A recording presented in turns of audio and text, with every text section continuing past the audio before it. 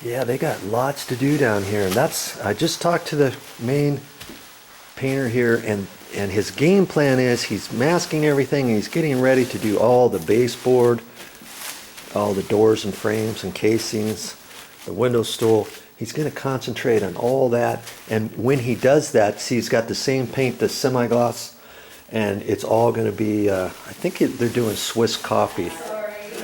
And so then he'll be able to do all the closets at the same time, the ceilings, the walls, the closet pole, the shelves, the trim down in there.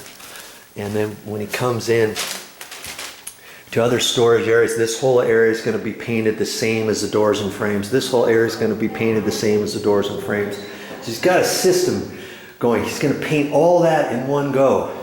Then he's going to drop back and start painting all of the, he's going to paint all of the walls and the ceilings and all that. And I'm hoping to be here when he gets ready to get his paint out. I'll show you his spray rig and how he's got it set up and stuff. I don't know if this is going to be something that you're ever going to want to tackle yourself, not me.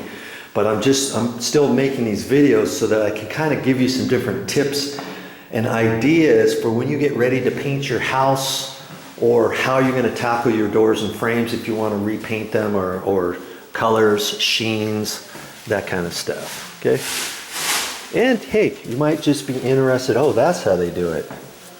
Because see, I thought he might do all the walls with a roller and then do the doors and frames and base with the sprayer, but no, he's not going to do that. He's going to do everything with a sprayer. Other than,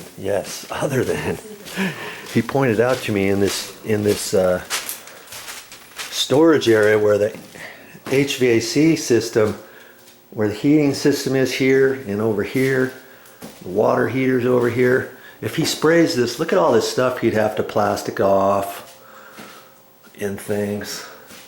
And so what he's going to do is he's going to spray. The only things he's going to spray in here is the door and the casing here, and he's going to get up and spray the door and the casing here. The rest of it, he said he's going to do by hand. He's going to take a paint roller and a paintbrush, cut all this stuff in, and do that kind of stuff here.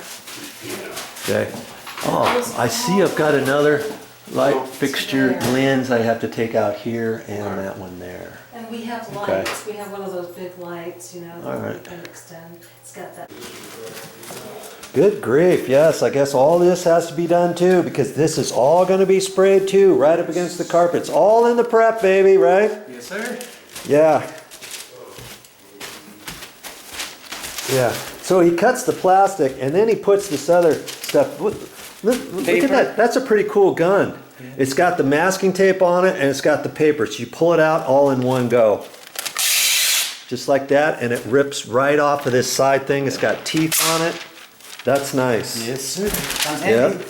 Comes in handy. He puts that around the edge, and he tries to tuck it down in the carpet just a little bit so that his paint has a nice, clean edge along there. Yes, sir. Very, very time consuming, it looks like, huh? Yes. Takes the most time. Hey, you know what? You might have to push this in a little bit. See? Yeah. See how it pushes in? Yes, sir. I will do that. So you might have to, yeah. With the putty knife. Yeah, push it all in and make sure it's all nice and tight so when it gets all done. Because we're changing the color of all this. They suggested it being a little bit whiter. And what are we using? We're using Swiss coffee. And they said that's going to be a lot whiter than this. So you got to do real good when you do all your masking, especially if you're going to change colors. If we were going to keep the very same color, if you're slightly off, you're probably not going to see it. But when you do a lighter color, you got it. It's all in the prep. You got to do a really good job. Worst case scenario, when they get all done, I'm sure they'll jump back. They'll double check everything. If they have to touch anything up, that's when you would use your paintbrush, right? Yep. Yep. We try not to use the paintbrush so we don't lose that finish. You don't lose that finish on the wood. Right, because your paintbrush is going to give you a different finish because you're going to have the brush marks. Mm-hmm. But if it's down low, we're not going to see it. But obviously, we wouldn't want that up here anywhere. Nope. You know, and good grief, look how tall this ceiling is. How are you going to get up there? 20-foot ladder. 20-foot ladder, and he's probably going to have something on the rungs on the top so it doesn't mark up the wall. and this and everything. Geez, Nick, you gotta mask that thing off way up there. What are you gonna do with these? The trim I think comes off. Those are gonna come off, and then yeah, then he'll mask that off. It's a lot of work, man. A lot of work. Jeez, once he gets all done, this whole area when he gets all set up, it's not gonna take that long with this spray gun. So you know, it takes him way longer to get everything prepped. And you've heard it, it's all in the prep, and it is, in fact, especially when you go to start spraying a house as opposed to rolling it. All right, I'm anxious to see him, to see his expertise when he gets in with the sprayer and how he's going to do all that. He's still trying to maybe get to that today and start spraying the doors, frames, and trim. I'll show you that later, don't worry. Okay, I guess I got to get these trim off, the covers for these fluorescent light fixtures too, because they're gonna get up there and paint. And I'm just wondering if I can leave those on. They said that they can. They're gonna end up rolling this and using a paintbrush and stuff. But I think I'll take them off just so that they don't tag them with anything. I'll have to get up there on a ladder.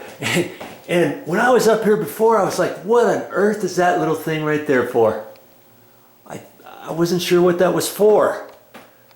You know, here's an exhaust for the heater system, but here's a door that goes underneath the house. And I guess that's their door stop. Kaboom. So it didn't hit this. Well, that was kind of slick. Ooh. I'll have to climb up in there some other time and see what's under there. Okay, so up I go with that. I've got to get a ladder and I'll be back. You'll see those come off just like I took that other one off. You kind of take one side, push it over a little bit, and kind of take your fingers and kind of bend back on it, and that should come off. I'm not sure if there's two clips on both sides at both ends or if it's the whole side rail. It just depends what they used.